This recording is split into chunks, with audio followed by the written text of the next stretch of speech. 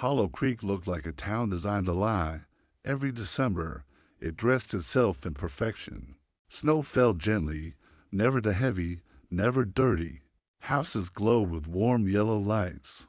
Pine wreaths hung on doors, and soft Christmas music floated from open shop windows. To a stranger, it felt safe, peaceful, alive. But children born in Hollow Creek learned the truth early. It was taught in whispers, passed from grandparents to parents, from parents to trembling kids tucked into bed on Christmas Eve. Never open the door after midnight. No explanation followed the rule. Questions were discouraged. Fear did the teaching. At exactly 12 a.m. every Christmas Eve, lights went out across the town. Fires were dimmed, curtains closed, bells stopped ringing. Hollow Creek held its breath as if the town itself were alive and afraid of being noticed. Because something walked its streets once a year, and it listened. Ethan Miller had sworn never to come back, yet here he was, standing at the edge of Hollow Creek as snow gathered on his coat. The sign read, below it, someone had carved deep scratch marks into the wood. His parents disappeared here 10 years ago on Christmas Eve. No bodies, no witnesses, just an empty house and a town that refused to speak. The house waited for him, untouched by time. The front door creaked open as if relieved. Inside, the air smelled of pine and dust. Ethan felt it immediately. He wasn't alone. The clock ticked louder as the night deepened.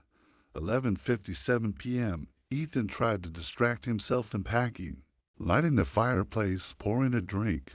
Outside, snow fell harder now, thick and soundless. 11:59 p.m. His phone lost signal. The fire flickered. Then 12 a.m. The house went cold. And the knock came. 3 slow taps. Deliberate. Waiting. Ethan approached the window, heart pounding. A figure stood in the snow. Tall, still, wearing a black, old-fashioned careless coat.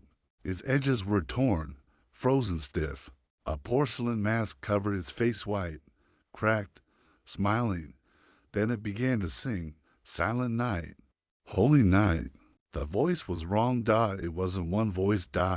It was many. Memories rushed back.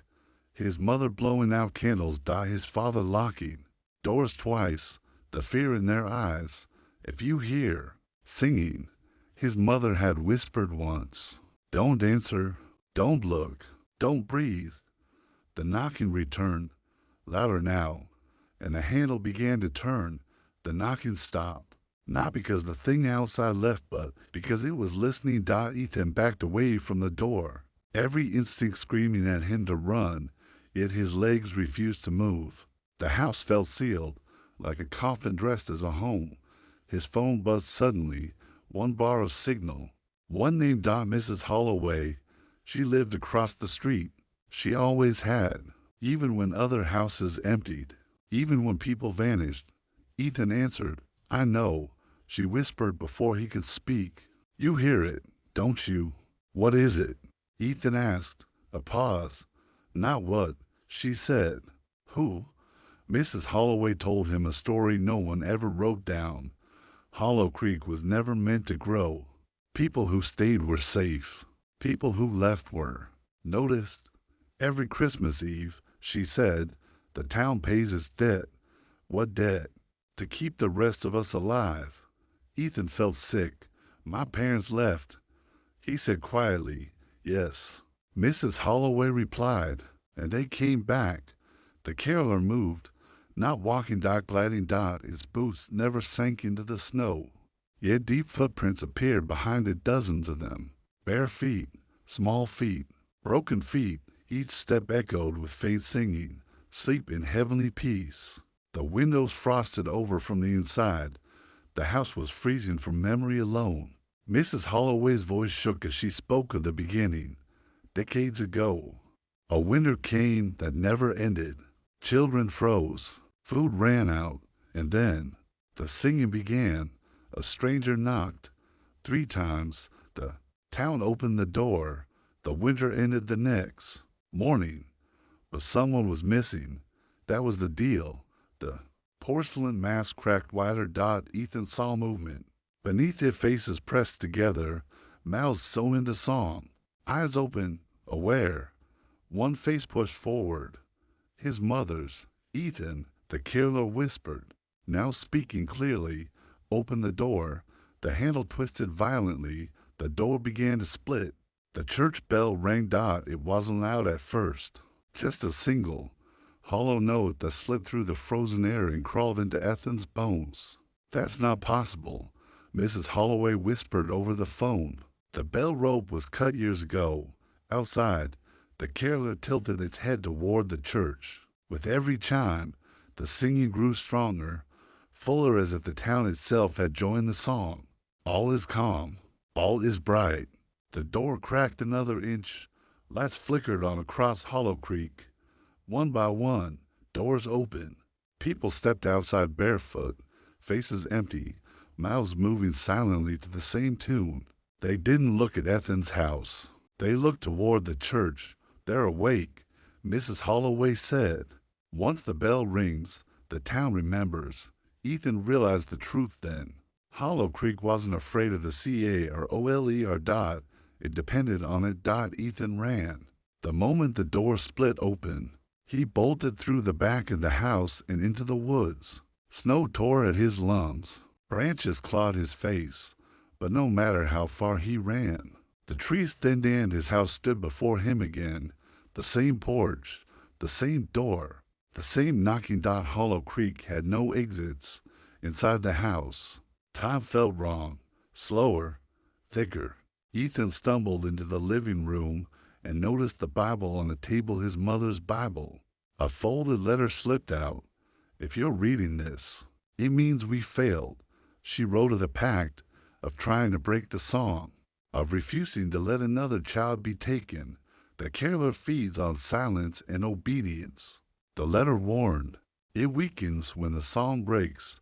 The singing outside reached a deafening pitch. Ethan stepped onto the porch, trembling.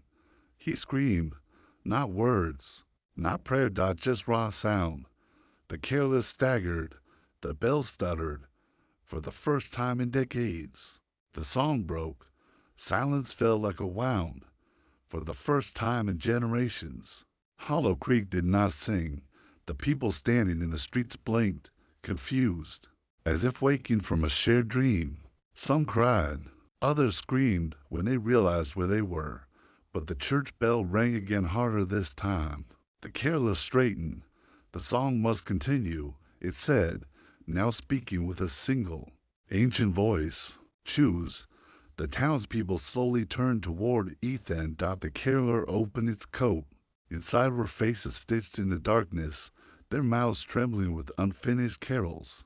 Ethan saw his parents clearly, now not frozen, not dead. Trapped. Double quotes. We tried to end it. His father whispered, but the town needs the song. His mother's eyes filled with tears. Run, she begged. But there was nowhere left to go. Dawn threatened the horizon. The caroler's voice grew urgent. One before sunrise, or winter never ends. Mrs. Holloway stepped forward. I'm tired, she said. Softly, the town pulled her back. Ethan understood then. The pack never chose the willing. He stepped forward. I'll sing. The bell stopped. Sunlight touched Hollow Creek for the first time. Snow melted instantly. Smoke rose from chimneys. Children laughed, unaware of what almost happened. On the church steps stood a new figure in a black coat. A porcelain mask and cracked hid his face. Silent night. The song was calm again. Perfect. Years later, a stranger arrived in Hollow Creek on Christmas Eve. The town looked beautiful. Welcoming. At midnight. 3 knocks echoed on his door. Outside stood a caroler, tall and still. Behind the mask, Ethan smiled. The bell rang.